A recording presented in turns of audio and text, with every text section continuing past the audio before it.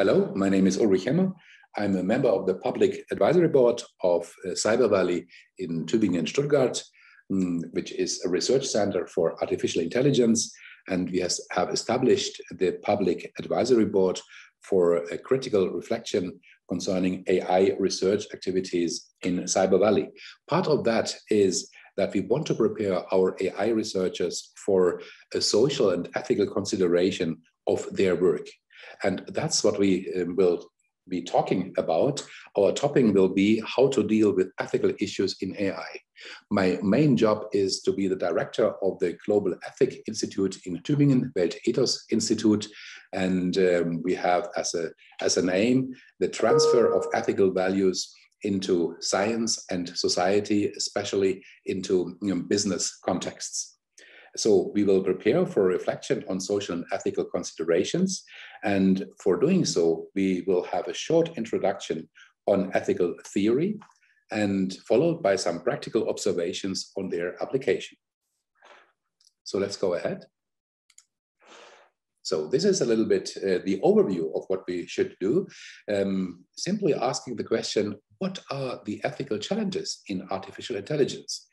And I think one of the first challenges is to understand that every program has some ethical decisions in it. Some of them are conscious, some are not so conscious. So we talk about invisible decisions transported by AI design. And followed by that, we have the norm of making obvious whatever we can for achieving transparency. This is the first challenge. The second challenge is not smaller. It is the challenge of training data and the pitfalls of discrimination. As you happen to know, for a good AI program, we need good training data. But how about the implicit discrimination in the training data concerning diversity, concerning gender equality, concerning other important concerns? Should we correct the training data? Should we select the training data better? Should we discuss the findings behind and before? These are ethical questions. And very similar to that, we come to the third challenge, which is the challenge of social inclusion and exclusion. Who really has access to AI and who owns the data, who owns the results? So this, of course, comes more to a social and even political question. And here we are, number 4, political challenges. The political challenge is dual use and military concerns. This is a very difficult question because very often we have uses which are very good in one context, but there is the chance of an abuse in another one. Now, we cannot prevent abuse. We are not powerful enough and nobody is, but we can discuss that and say, take care. And this could be ideas or possibilities for preventing the undue military use, if that is the aim. And the next one is different. It is the challenge of social cultural obsolescence. This is a difficult term. Obsolescence means things are getting old. And sometimes things are getting old also in a social context. New laws, for example. If you have a recruiting software, just to take an example, 30 years ago, you simply would put there, we are looking for that and that job, and you would then put male or female. Today, you would put male, female, and diverse. Why? We have a new law, and the law obliges people to do so and to make understand that we have to consider other persons as well. And finally, it is number 6, not number 7. It is the challenge of power and control, how to organize that. Big challenge, but we have only 20 minutes, so we'll go over that, simply mentioning that this is a big challenge and there are many, many ways to deal with the challenges of power and control in the context of AI.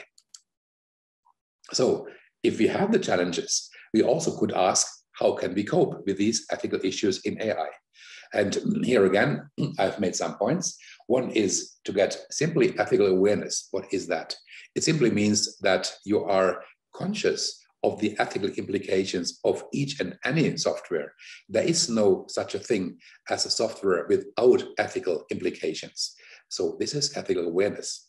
Second, how can we create ethical awareness? Well, we are human beings, we can talk about that.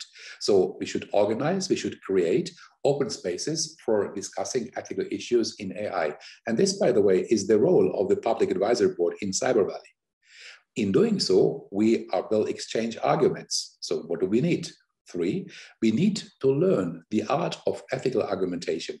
If we learn the art of ethical argumentation, we will find a civilized way of exchanging point of views and learning from each other, improving our positions.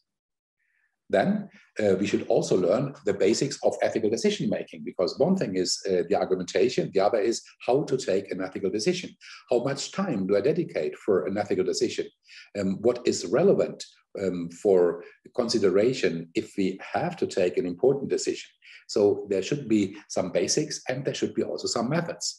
These methods, 5, are important, especially if we face ethical conflicts and dilemmata. Why is it so? Well, look, at such an easy thing as sustainability, it is obvious that the interest of a person aged 10 years is different from the interest of a person aged 80 years, because the horizon of life simply is different. And so this can be a conflict. It's not necessarily a conflict, but it can be a conflict. So we need methods for dealing with ethical conflicts and dilemmata.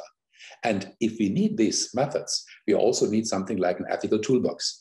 And this means how to apply these decisions, and how can we find and develop ethical decision criteria for something called ethics by design, which is, as you know, an umbrella term for saying that we should consider ethical questions right from the beginning of programming.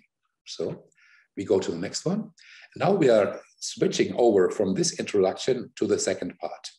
The second part will show you the philosophical framework, because we are human beings. This means we are not the first persons to talk about ethical issues. Some of these theories have gained a certain prominence, a certain importance. I will show you 3 main classical ideas on that, and then a 4th one for the future. The first one is Immanuel Kant. We call that deontological ethics, for the Greek term deon, which is what we should do, everything which should be done. I've made this in a very, very simple way. I have simply said which are the main arguments in favor and which are some arguments contra such a position. In favor of Immanuel Kant's position, of course, is his search for universality. He looks at ethical rules which are valid in each and every context, in each and every social culture, in each and every history. So this is really transcending the individual condition.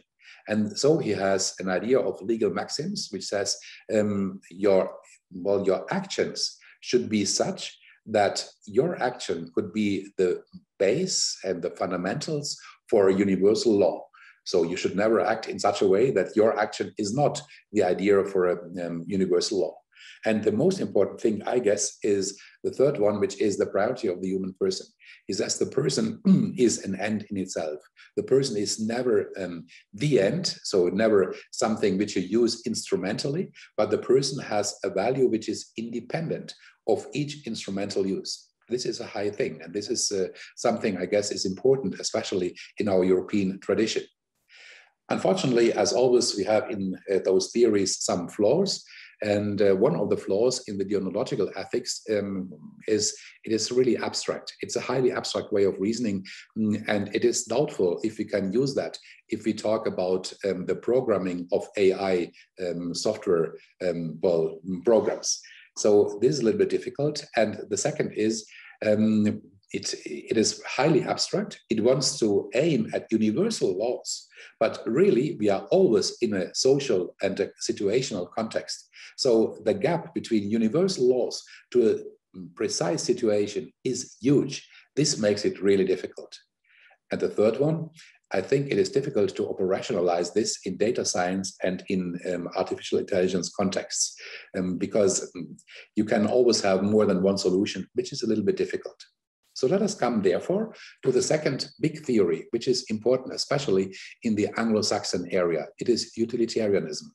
With the inventor here is Jeremy Bentham, and his idea was that we should act in such a way that we can create the greatest happiness for the greatest number of people. Sounds good.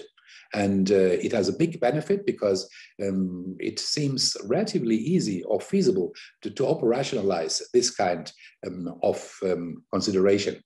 And for doing so, we can also balance out interests, what is really the benefit for the one and for the others.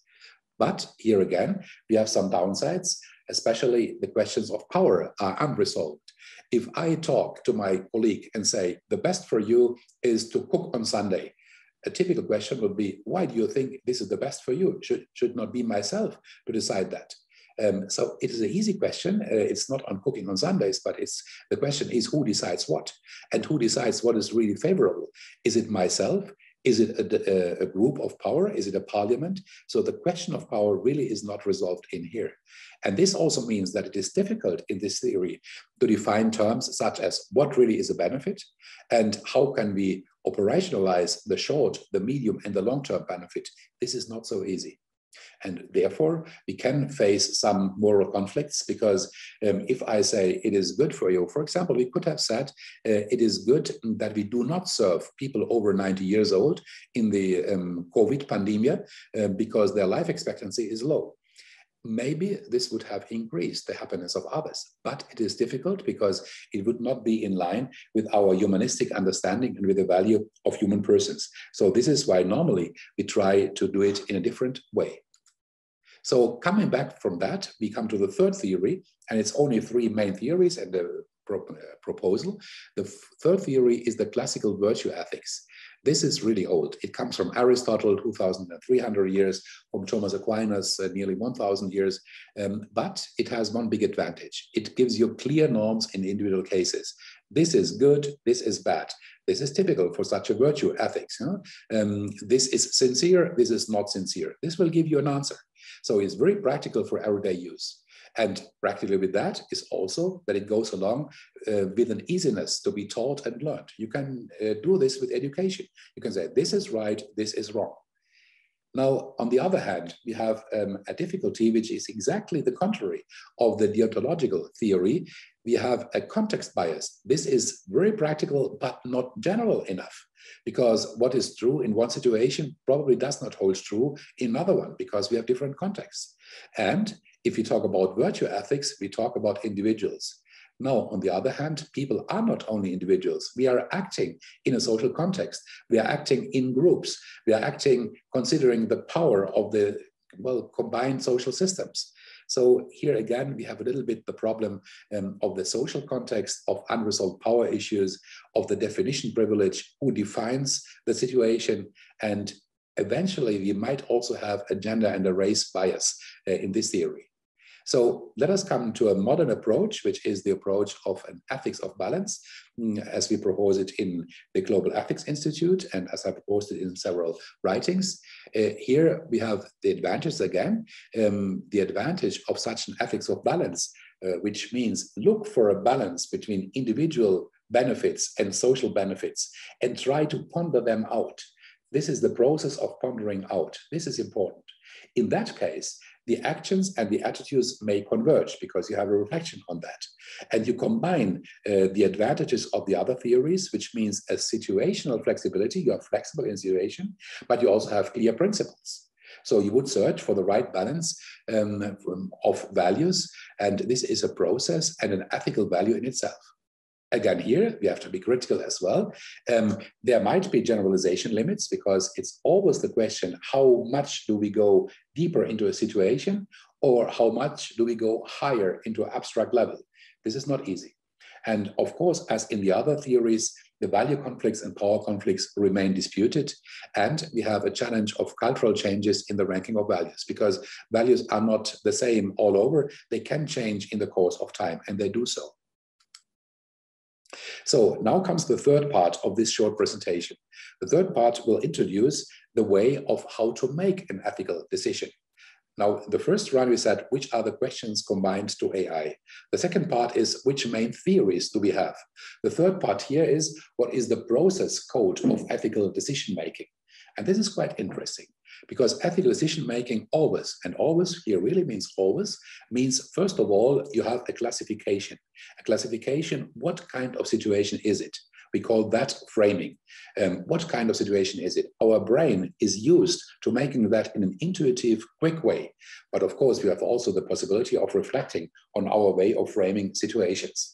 So how do we classify our experience? Which are the points of view depending on our interests, our previous experience, also our biases? And of course, changing behavior is hard without changing the framing perspective. Now I'm looking here to the screen. I could also look to the bottom, which is a different perspective. But of course, a different perspective will also give you different ways of classification, of framing, even ethical issues. And so our perspectives and frameworks in the end are the gateway to behavior. So if we put us into the shoes of the other person, we at least might get some glance of how the other person feels. People are good in this. This is a main issue in human beings. So the conclusion here is our way of classification of situations, of framing, in the end gives you the exit and the options for your actions. So that is called coping. Coping means, how do we come up with our options for action? Well, the first one is framing decides on coping. So which are our visible and invisible options? If I look to the screen, I see different things than when I look out of the window. So my options may be different. Which options are visible? Which are options invisible to my own framing? Because normally we select only the visible options, and in doing so, we try to balance out what is good for us, what is good for our social context. So in ethical technical language, we should talk about the greater good and the minor evil. And we always decide along the lines of the greater good and the minor evil. But again, we assign importance according to the process of framing. So it is very important to understand what is the framing behind an ethical decision made by somebody else, maybe even in the case where I don't share this decision. If you go again a little bit in a more technical way to the process of ethical decision-making, there are people who have done so and who classified that in different steps. The steps are easy to understand. The first thing is the perception. I have to perceive what kind of situation is it, the perception and the focus definition. So the typical question is, what is the problem? And the point here is to consider the problem as an ethical task. This is the first thing for ethical decision-making. The second is, well, we have to ask questions. So this is a social perspective because challenges are always embedded in their cultural context. So we have to define what kind of situation is it, which interests are really important in this context, and what is the nature of this context. If you have that, we have a perception of a problem, we have analyzed the situation, then we can design options. The design of options simply means, in that sense, a creative and imaginative discovery of all available options, still without ethical evaluation. So this is simply gathering material for finding options. And only in the next step, we would go and do the evaluation of the options.